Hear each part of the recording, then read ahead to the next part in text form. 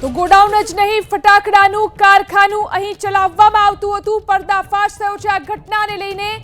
Godown ગણાવી અને આંખમાં ધૂળ નાખવાનો પ્રયાસ કરવામાં આવ્યો. માત્ર ગોડાઉન માટેનું લાયસન્સ હતું, પરંતુ અહીં ફટાકડા બનાવવામાં આવતા હતા. દુર્ઘટના સ્થળેથી એબીપી અસ્મિતાએ મોટો પર્દાફાશ કર્યો છે. બોમ્બ બનાવવાનો સામાન એબીપી અસ્મિતાએ પ્રસારિત કર્યો.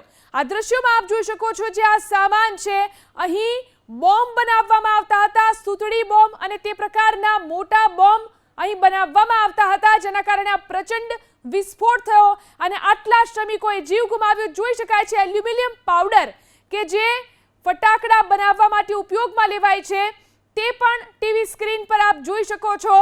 અહીં ફટાકડા બનાવવાનું કારખાનું ચલાવવામાં આવતું હતું. ગોડાઉન ગણાવી અને આંખમાં ધૂળ નાખવાનો પ્રયાસ કરવામાં આવ્યો છે. દુર્ઘટના સ્થળેથી એબીપી અસ્મિતાએ આ મોટો પર્દાફાશ કર્યો. આપ ટીવી સ્ક્રીન પર જોઈ રહ્યા છો તે દ્રશ્યોમાં સ્પષ્ટ દેખાઈ રહ્યું છે કે અહીં બોમ્બ બનાવવામાં આવતા હતા, મોટા ફટાકડાઓ બનાવવામાં આવતા હતા. સૂતળી અને દિવેટ વગરના બોમ્બ પણ આ સ્થળ પરથી મળી આવ્યા છે. એબીપી અસ્મિતાના કેમેરા પર તમે આ જોઈ શકો છો એલ્યુમિનિયમ પાવડર કે જેનો ઉપયોગ ફટાકડા બનાવવા માટે થાય છે, બોમ્બ બનાવવા માટે થાય છે. એલ્યુમિનિયમ પાવડરનો જથ્થો પણ સ્થળ પરથી મળી આવ્યો છે.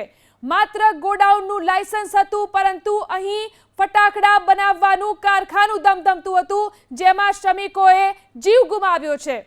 21 જેટલા શ્રમિકોએ આ ઘટનામાં જીવ ગુમાવ્યો છે. ત્યારે તપાસ માટે નિમાયેલી એસઆઈટીમાં માત્ર ને માત્ર સ્થાનિક પોલીસ અધિકારી, સ્થાનિક ડીવાયએસપીની અધ્યક્ષતામાં એસઆઈટીનો મતલબ શું? આ એક મોટો સવાલ છે.